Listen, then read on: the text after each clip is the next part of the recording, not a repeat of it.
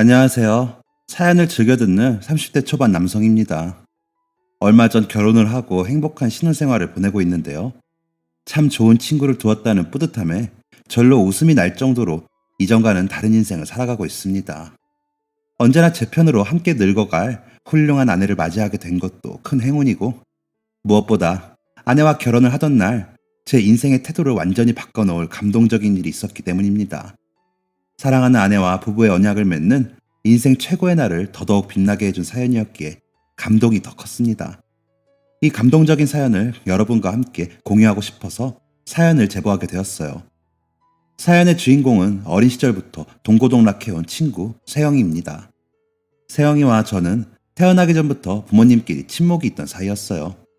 부모님이 지방에서 올라와 결혼을 하면서 자리를 잡았는데, 마침 친구 세영의 아버지와 저희 아버지가 동양인데다 나이도 같으셔서 친하게 지내기 시작했다고 해요.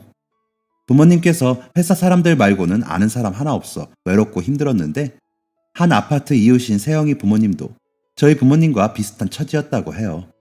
부모님이 이사 온 첫날 떡을 돌리는데 아버지와 같은 사투리를 쓰는 세영의 아버지, 그리고 뱃속에 아이를 임신한 세영의 어머니의 모습이 저희 부모님의 모습과 너무 비슷해서 서로 동질감을 느끼고 며칠 뒤엔 말도 놓고 지내는 친한 이웃이 된 거죠.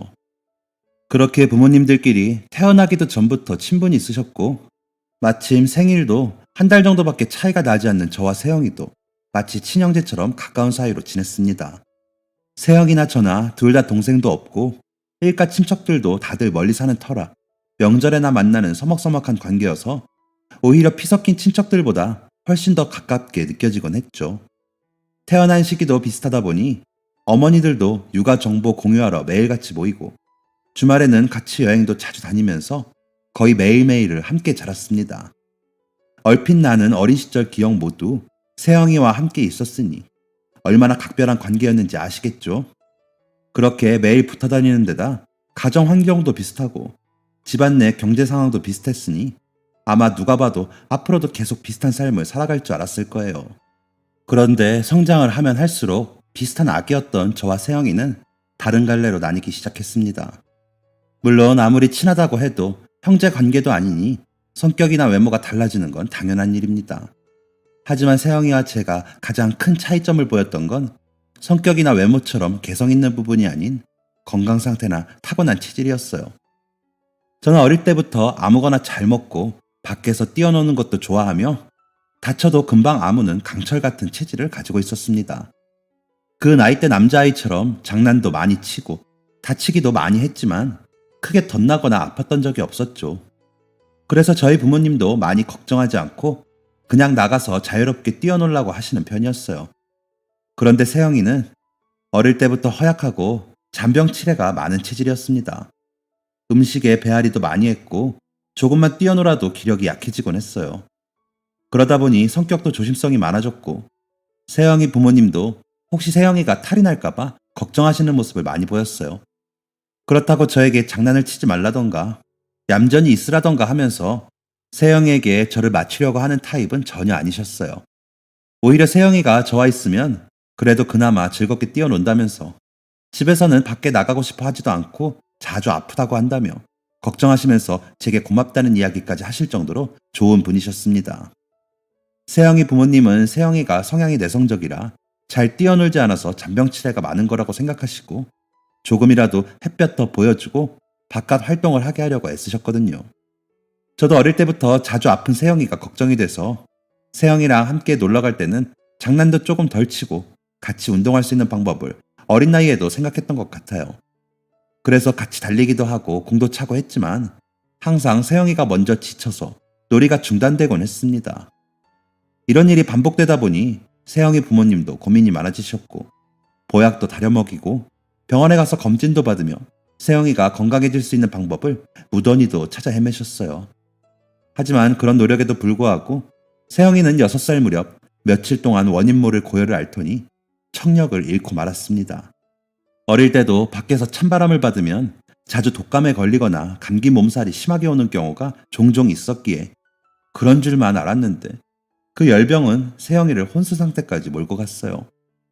아무리 해도 열이 떨어지지 않고 경기까지 일으켜 구급차를 불러 세영이를 병원으로 데려갔습니다. 한참 후 열이 내리고 세영이가 깨어났을 때 세영이가 고열로 혼수 상태에 빠져 소리가 들리지 않는다고 스스로 인식할 수도 없었고, 열이 많이 내려간 뒤에도 부모님에게 제대로 말조차 건네지 못할 정도로 기력이 없는 상태로 오랫동안 누워 있었기에 세영이의 청력에 이상이 있다는 것을 발견한 게 많이 늦은 후였습니다. 그동안 청신경은 이미 손을 댈 수조차 없을 정도로 손상을 많이 받았고, 세영이 부모님은 부모님대로 청력을 잃었을지도 모른다는 생각은 단 한 번도 하지 않으시고 그저 열이 내려서 다행이라고만 생각하셨대요. 하지만 시간이 갈수록 분명 몸은 점점 회복되는데 말을 걸거나 묻는 말에 대답을 잘 하지 않는 세영이가 이상하다는 생각이 들기 시작했다고 합니다. 저 또한 세영이 병문안을 자주 갔는데 열 기운이 남아있을 때는 항상 잠을 자고 있거나 고열로 힘들어하는 모습만 봐서 세영이가 제 말에 대답을 하는지 안 하는지 크게 중요하게 생각하지 않았어요. 조금이라도 빨리 열이 내려서 세영이가 소리가 들리지 않는다고 말했거나 주변인이 알아챌 수 있는 방법이 있었으면 그렇게 늦진 않았을 거라고 아직도 세영이 부모님이 가슴 아파하면서 말씀하시곤 해요. 그렇게 하루아침에 세영이는 장애를 갖게 되었고, 세영이의 가족들은 전과는 전혀 다른 하루하루를 맞아야만 했습니다. 처음엔 소리가 들리지 않는다는 사실도 잘 깨닫지 못하고 어리둥절해했던 어린 세영이도 날이 갈수록 점점 혼란스러움에 힘들어하는 모습을 보였어요. 세영이 부모님은 직장까지 그만두시고 세영이의 청력을 되살릴 수 있는 방법을 찾기 위해 백방으로 애썼습니다. 하지만 어느 병원을 가도 모두 고개를 절레절레 젓기만 했어요. 심지어는 해외에 있는 병원까지 몇 번을 돌았지만 아무런 수확이 없었습니다. 직장도 그만두고 모아둔 돈을 전부 써버리다시피 했는데도 세영이의 청력은 되돌릴 수 없다는 청천벽력 같은 소식만 듣고 온 세영이 부모님이 절망감이 어땠을지 감히 상상도 되지 않아요. 저희 부모님도 세영이 소식을 듣고 안타까움에 많은 눈물을 흘렸는데 세영이 부모님은 오죽하셨겠어요. 저는 소리를 듣지 못한다는 게 어떤 건지 제대로 알지도 못하면서 어른들이 우는 모습을 보고 세영이에게 큰일이 일어났다는 걸 서서히 실감했어요. 매일같이 실과 바늘처럼 붙어 다니며 함께 시간을 보냈는데 이제 함께 시간을 보낼 수 없으면 어떡하지? 내가 하는 이야기를 알아듣지 못해서 대화를 나눌 수 없게 되면 어쩌지? 하는 걱정이 어린 마음에 가득 찼습니다. 하지만 세영이는 꼬마 아이라고 믿기지 않을 정도로 의젓하고 긍정적인 모습으로 갑작스런 불행을 잘 헤쳐나갔습니다. 아무런 소리도 듣지 못하고 살아가야 하는 게 무척 무섭고 힘들었을 텐데 오히려 의젓한 모습으로 슬퍼하는 부모님을 위로했어요. 세영이가 소리가 들리지 않는 것을 더 이상 고통스러워하지 않고 받아들이려고 노력하는 모습을 보이자 세영이의 부모님도 다시 힘을 내어 살아갈 용기를 내기 시작했어요. 그렇게 세영이의 가족은 힘을 합쳐 갑작스런 불행을 받아들이고 앞으로 함께 살아갈 수 있는 방법에 대해 고민하게 되었습니다.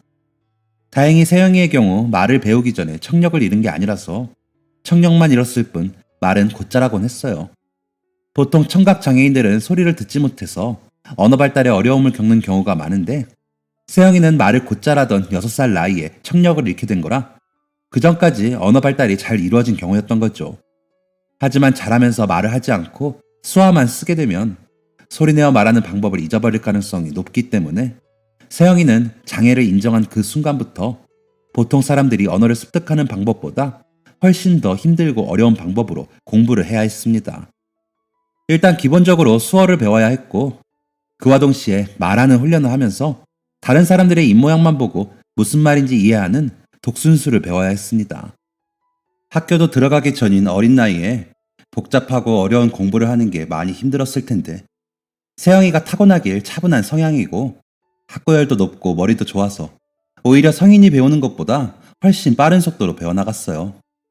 저도 세영이와 함께 대화를 나누고 싶어 수화를 배웠습니다.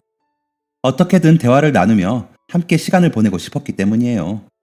그런데 막상 수화를 배워보니 대화를 나눌 수 있을 수준이 될 때까지는 아주 많이 배워야만 했고 무엇보다 세영이가 훨씬 빠른 속도로 진도가 나가는 탓에 속도를 따라가느라 힘들었던 기억이 나네요.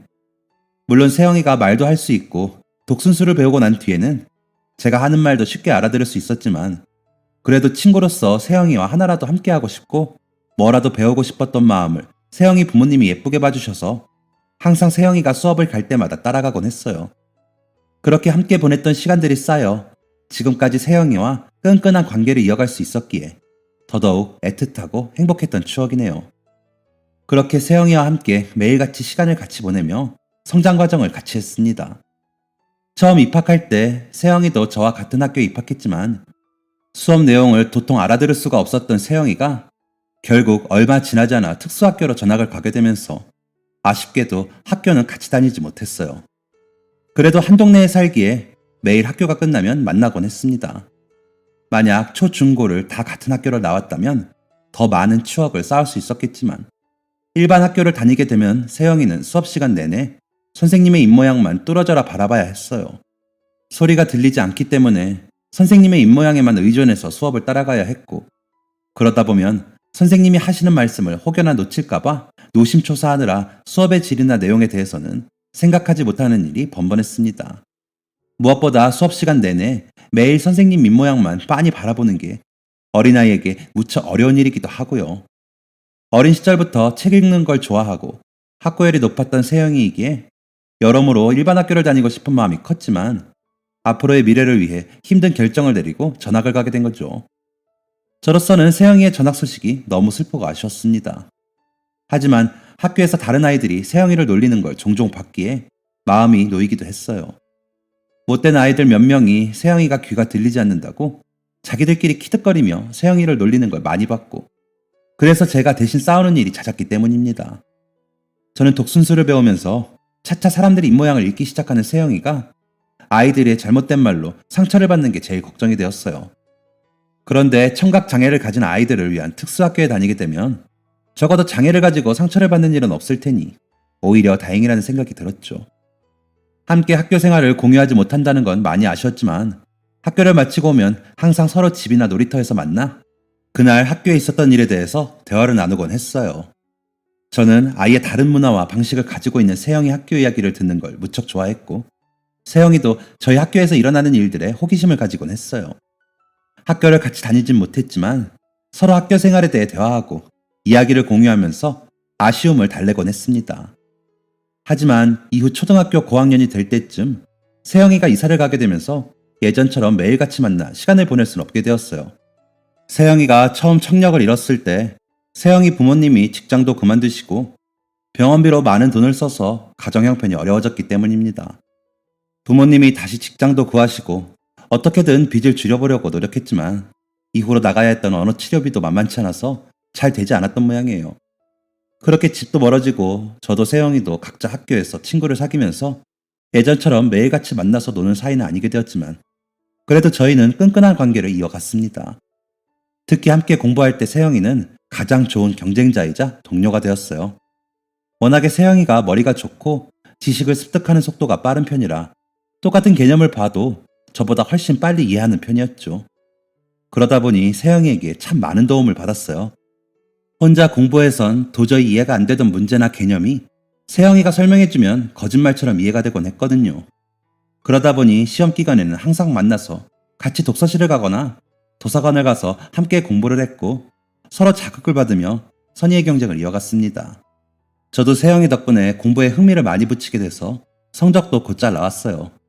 이렇게 함께 명문대학을 다닐 수 있게 된다면 정말 좋을 것 같다는 꿈을 꾸게 되었죠. 중고등학교를 다니는 동안 항상 대학에 가서 마음껏 청춘을 즐기는 이야기, 함께 MT나 여행을 가는 이야기를 나누곤 했습니다. 저는 당연히 세영이도 그렇게 저와 같은 꿈을 꾸는 줄만 알았어요. 그런데 한참 입시로 바쁠 고등학생 시절 세영이가 청천벽력 같은 이야기를 꺼냈습니다. 나 아무래도 대학을 가지 말까봐. 그때는 수시 원서를 넣고 면접을 보러 다니느라 대부분의 고등학교 3학년들이 바쁜 시기였어요. 저 또한 여기저기에서 면접도 보고 논술 시험도 치러 다니느라 눈코 뜰 새 없이 바쁜 시기였습니다. 그래서 세영이와도 아주 오랜만에 만나는 자리였어요. 세영이도 세영이대로 바쁜 입시 스케줄을 보내고 있었을 텐데 그동안 무슨 일이 있었는지 갑자기 자신감이 없어진 모습이 무척 걱정스럽더군요. 왜? 너 모의고사 성적도 나보다 잘 나오잖아. 여태까지 잘 버텨놓고 갑자기 수능시험 얼마 안 남았는데 왜 그래? 하던 대로만 하면 잘 될 거야. 아니야, 현우, 넌 몰라.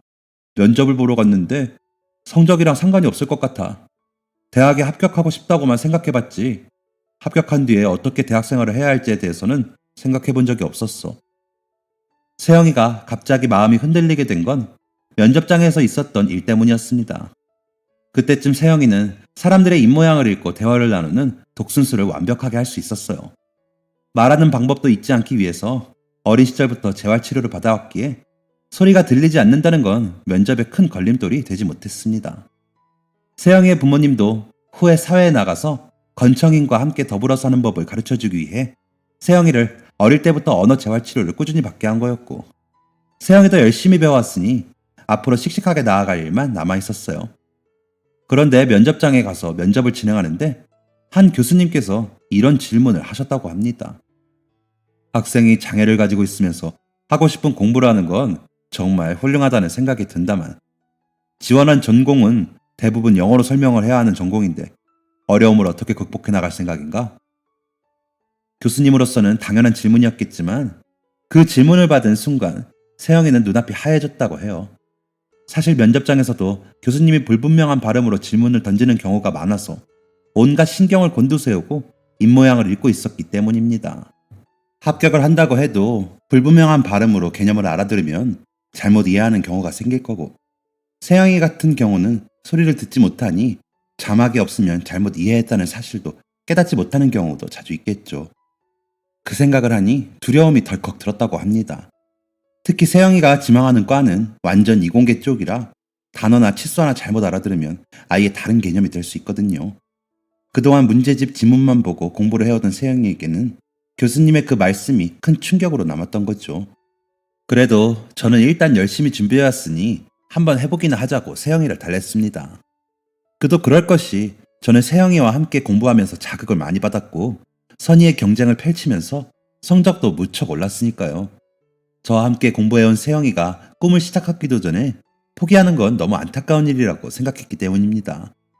하지만 세영이는 저와 입장이 달랐던 것 같아요. 일단은 어린 시절부터 쌓여온 빚 때문에 가정 형편이 무척 어려운 상황이기도 했고, 그러다 보니 학비 걱정도 많이 됐을 것입니다. 장학금을 꼭 받아야 학교 생활을 이어나갈 수 있는데 청각 장애가 없는 다른 아이들도 받기 힘든 장학금을 자신이 탈 수 있을까 하는 생각에 자신감이 많이 낮아진 것 같았어요. 무엇보다 한국어보다 영어 비중이 높은 전공이다 보니 본인이 맞게 발음하고 있는지 정확한 개념을 알고 있는지 확신할 수도 없을 테니 그게 더 큰 부담으로 다가왔겠죠. 제가 아무리 용기를 불러일으키려고 하고 자신감을 북돋아 주려고 해도 처한 상황이 저와 많이 달랐던 세영이에게는 큰 도움이 되지 못했을 것입니다. 결국 세영이는 낮아진 자신감을 극복하지 못하고 남은 수시 면접도 망쳐버렸어요. 긴장이 극대화되니 더더욱 입모양을 읽을 수가 없었고 질문을 거의 이해하지 못하는 최악의 상황까지 맞이하게 되었습니다. 엎친 데 덮친 격으로 기대를 걸고 있던 장애인 전형회에서조차도 합격 소식을 받지 못했습니다. 아무래도 대학 입장에서는 아무런 소리도 듣지 못하는 중증 청각장애인 세영이보다는 어느 정도 수업을 따라갈 수 있는 경증 학생들을 선호한 모양이에요.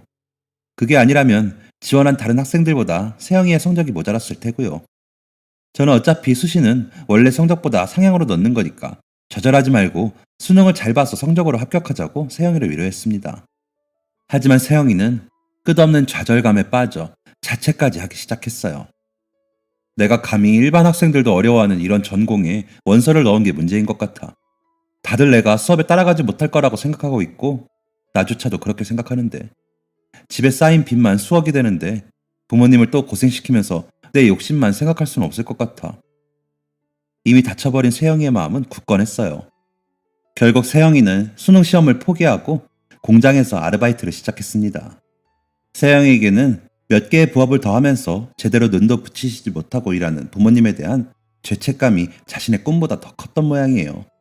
카페나 패스트푸드점, 영화관 같이 사람을 많이 만날 수 있는 아르바이트를 했다면 나았을 텐데 서비스업은 고객과 소통이 중요하다 보니 세영이는 자연스럽게 묵묵히 한자리에서 한 가지 일만 해도 되는 공장 아르바이트만 전전하게 되었습니다. 그러다 보니 긍정적이고 용감했던 성격은 온데간데 없어지고 사람 만나는 것도 힘들어하고 점점 집 안으로만 숨어 들어갔어요. 그런 세영이를 남겨두고 혼자서 대학생활을 시작한 제 마음도 무척 무거웠습니다. 어떻게 하면 세영이를 예전처럼 돌릴 수 있을까 곰곰이 생각해 보았지만 아무리 생각해도 정답은 세영이에게 잃어버린 꿈을 다시 되찾아주는 것 뿐이었어요. 그래서 봉사동아리에 가입해서 특수 교육에 대해 공부도 해보고 인터넷 자료 조사도 하면서 방법을 찾아보았습니다. 조사를 해보니 세영이처럼 소리가 아예 들리지 않는 청각장애인들도 대학교에 다니는 사례가 종종 있더라고요. 하지만 그런 학교는 정말 몇 없는 소수의 학교로 대학 강의실 한 곳에 자막을 띄울 수 있는 특수장비를 설치하거나 속기사를 고용하여 수업을 진행하는데 모든 수업을 다 그 강의실에서 진행할 수가 없어. 집안 형편상 장학금을 꼭 따야만 하는 세영이에겐 어려움이 있어 보였어요. 대부분의 청각장애인들도 이 문제 때문에 대학에 갈 엄두를 못 내고 있는 설정이라는 기사도 있었고요. 그 기사를 보자 갑자기 머릿속이 반짝 빛나면서 좋은 생각이 떠올랐습니다. 그 길로 바로 세영이를 찾아가서 제 계획을 말했어요. 일단 저와 같은 학교, 같은 과에 입학을 한 뒤 수업 시간을 최대한 맞춰보고 제가 수업을 속기해주는 계획이었어요. 세영이가 저와 같은 전공을 희망하기도 했을 뿐더러 함께 수업을 듣게 되니 세영이 혼자 수업을 듣는 것보다 부담도 훨씬 덜고 수업을 정확하게 이해하는 데도 도움을 줄 수 있으니까요. 제 계획을 들은 세영이의 얼굴이 정말 오랜만에 활짝 펴지는 걸 보면서 저는 역시 세영이가 마음속 깊은 곳에 꿈을 계속 간직하고 있었다는 걸 깨달았어요. 현실이 너무 고되어서 그 꿈을 이룰 수가 없게 되자 자꾸만 집안으로 숨으려고 했던 거예요. 다시 수능 공부를 시작한 세영이는 이전보다 더 열심히였고 무엇보다 꿈을 이루기 위해 뚜렷한 목표가 생기니 무척이나 행복해 보였습니다. 점점 어두워지는 세영이를 보며 마음 졸이셨던 세영이 부모님도 저에게 무척 고마워하셨고 저 또한 가장 친한 친구인 세영이가 다시 밝아지는 모습을 보는 게 기뻤어요. 세영이는 그렇게 당당하게 수능을 쳐서 저와 같은 과에 입학할 수 있게 되었고 저는 그렇게 꿈에도 맞지 않던 세영이와의 학교 생활을 마침내 할 수 있게 되어서 무척 든든하고 기뻤습니다. 태어날 때부터 친구 사이로 지내왔다 보니 친한 친구가 같은 학교에 다닌다는 느낌보다는 제 형제가 같은 과에 입학했다는 든든함이 있었어요. 1년 늦게 들어왔지만 장애를 딛고 명문대에 보란듯이 입학한 세영이가 무척이나 자랑스러워 동기들에게 자랑도 많이 했습니다. 제 이야기를 듣고 동기들도 다들 감동받아서 혹시 제가 세영이와 시간이 맞지 않으면 자신들이 도와서 수업을 함께 듣고 속기를 해주겠다고 하는 친구들도 많았어요. 그 친구들 덕분에 세영이도 저도 참 많은 도움을 받았습니다. 교수님들도 세영이를 대견해 하시고 저희들도 기특하게 생각하시며 도움을 많이 주셔서 학교 생활도 보람있게 보낼 수 있었어요.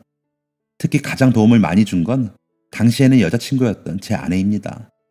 제 아내는 저만큼이나 세영이를 많이 도왔어요. 제가 군대에 가 있을 때도 제 대신 세영이의 수업을 챙겨주는 모습에 세영이도 저도 감동을 많이 받았습니다. 그런 따뜻한 마음씨를 가진 여자친구였기에 한번 크게 싸우는 일도 없이 결혼까지 진행할 수 있었던 것 같아요. 그렇게 모두의 도움으로 세영이는 매번 장학금을 받으며 무사히 졸업할 수 있었습니다. 저와 여자친구도 세영이의 수업을 챙기면서 같은 수업을 또 듣기도 하고 또 속기를 하면서 귀로 수업을 들을 때보다 더 집중할 수 있어서 공부하는데 정말 많은 도움이 되었어요. 따지고 보면 저희도 세영이에게 많은 도움을 받았던 거죠. 그 뒤 저와 여자친구는 취업준비 기간을 거쳐 나란히 대기업에 입사했고 세영이는 대기업보다는 장애인 특혜를 많이 주는 공기업을 목표로 취업 공부를 이어나갔어요. 그러다 몇 개월 전 저와 여자친구는 결혼식을 올렸습니다.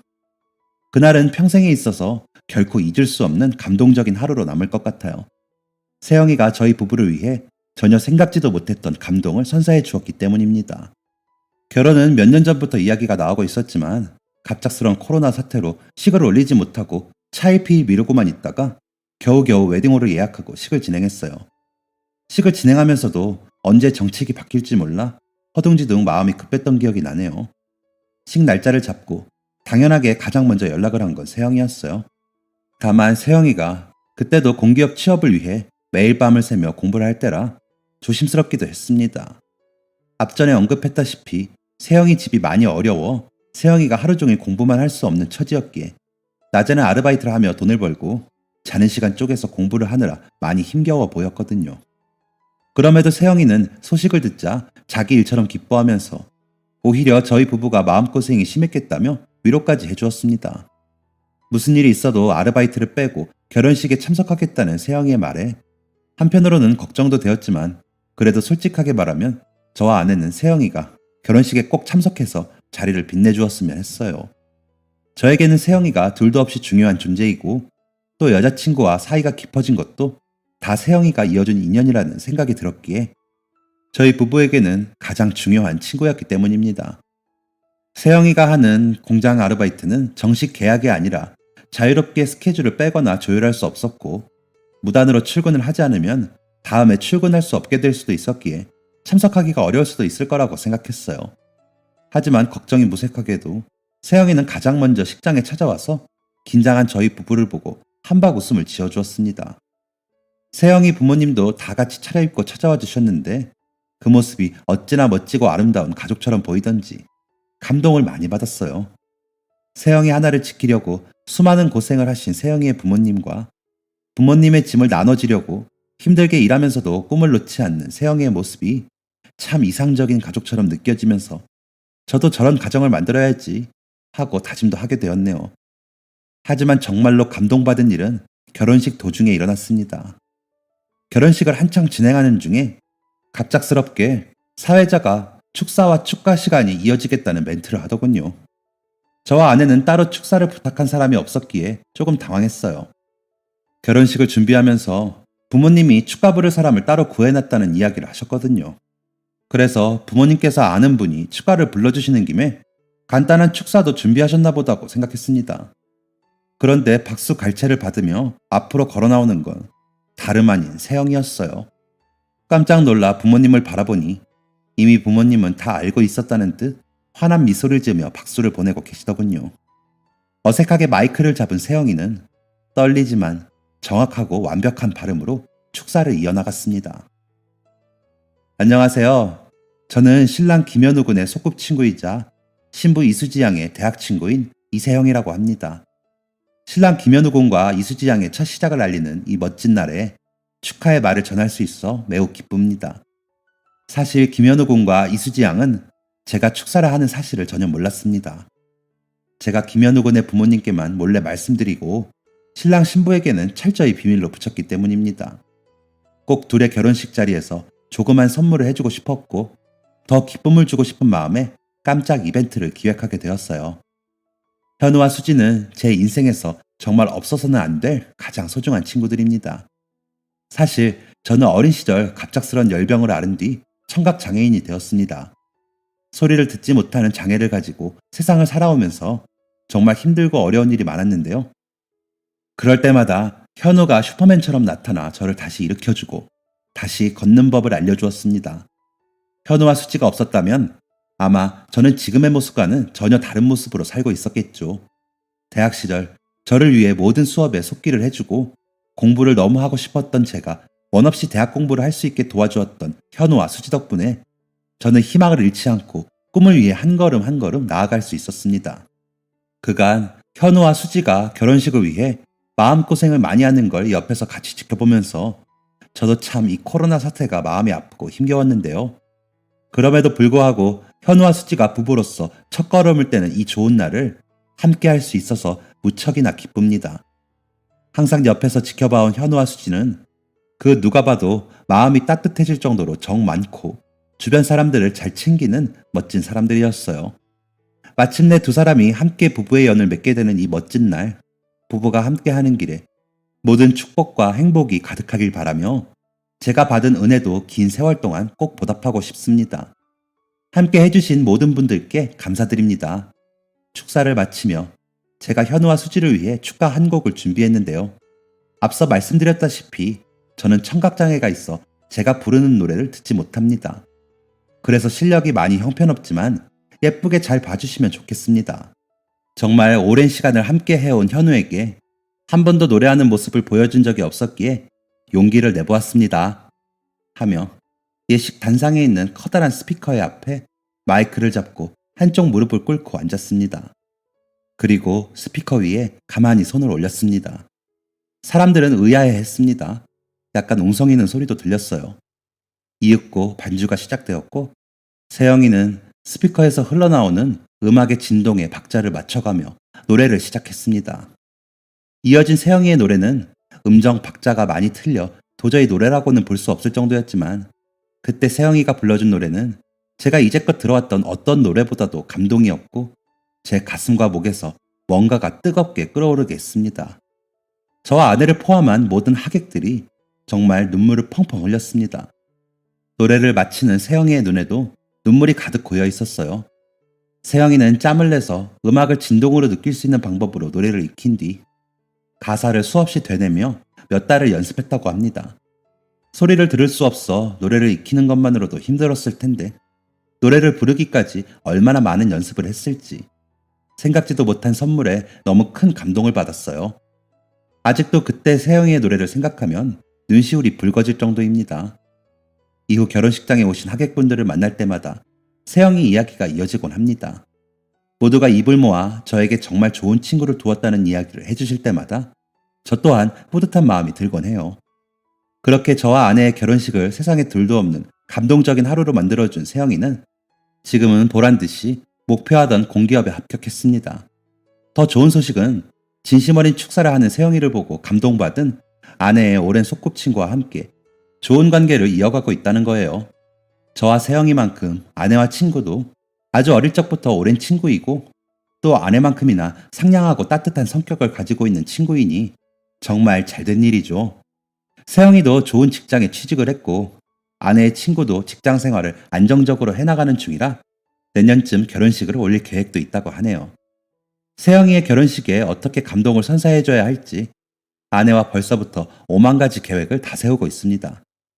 더욱이 제 소꿉친구와 아내의 소꿉친구가 부부가 된다니 세상 일 어떻게 될지 모르겠다는 생각도 들면서 인연이라는 게 참 신기하기도 합니다. 후에 저희가 아이들을 낳으면 또 세영이와 저처럼 친형제처럼 동고동락하는 좋은 친구 사이가 되겠죠.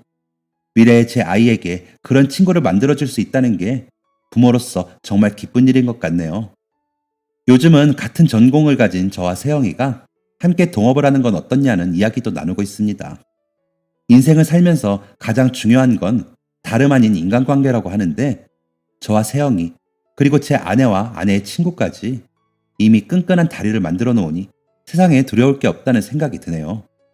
특히나 저는 대기업에 다니는 중이고 세영이는 공기업에 다니고 있으니 각자 회사에서 배운 부분을 합치면 괜찮은 회사를 세울 수 있을 거라는 생각이 듭니다. 아직은 계획 단계에만 있을 뿐이지만 꿈을 위해 한 걸음 한 걸음 걸어왔던 저희이기에 언젠가는 꼭 실천에 옮길 수 있을 거라는 희망이 들어요. 사연을 보내며 세영이에게 짧은 편지 하나 덧붙여 봅니다. 결혼식 날 그렇게 큰 감동을 주고도 모자라 신혼집 냉장고까지 새로 사준 세영아. 나는 네가 너무 소중한 친구라 당연하게 했을 뿐인데 너무 비싸게 보답을 받은 것 같아서 항상 미안한 마음이 들어.